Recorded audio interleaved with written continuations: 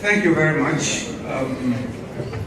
Obviously, this is an important issue for all of us to grapple with. That is, how do we ensure that we get projects, the right kind of projects, the infrastructure projects that we all are coming to market. And it is very important that we provide schemes that will ensure that we get the handle of this. Let me take a mind back a bit and digress a bit for a couple of seconds.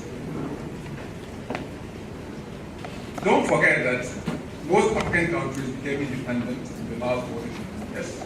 And at independence, it was only government that had the wherewithal to be able to push through the infrastructure agenda.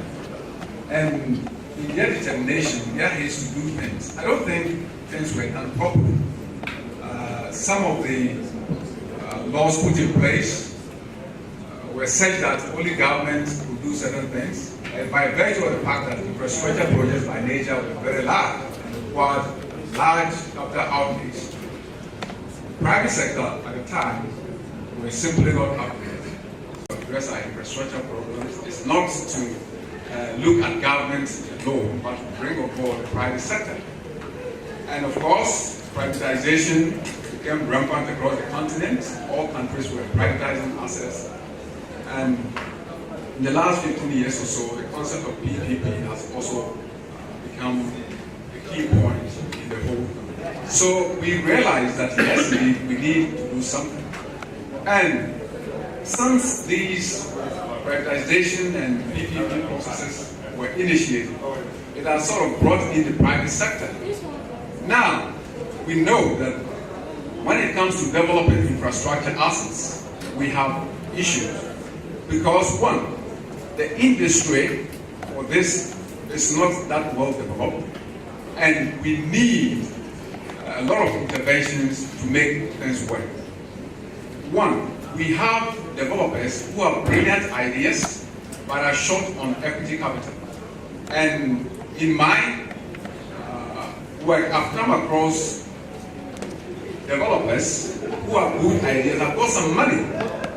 And because they wouldn't have started right, they would run around, and a year or two down the line, you realize that they have a project that is not properly packaged. And they come to you, and you as a financier will want to see something that has been properly packaged. They will have run out of money. And maybe you may not have development facility to advance the project. Then the issue is, what do you do? A lot of developers have bent out that way. And I believe that if we are going to make headway, we all have to think about how to, even if we are equity fund managers like ourselves, how can we ensure that we set aside some amount of money to help them to develop these projects? Because quite often what they need will be something like 2, 3, or 4 million to make the whole thing bankrupt.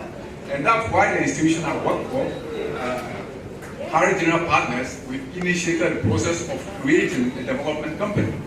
And we believe that it's going to help address some of the challenges. Of course, we cannot address all the problems, but I think we will have taken an important step. And once we go out there and help some of these developers, put money in their hands, just tweak the projects this way or that way, make it bankable, and if we can, through that initiative, unlock a few projects in transport, power, oil and gas, I believe that we will have played our part. So yes, that is my initial comment. But along the line, I'm going to discuss other things if I get a chance. But I'll give other people a chance to also make comments.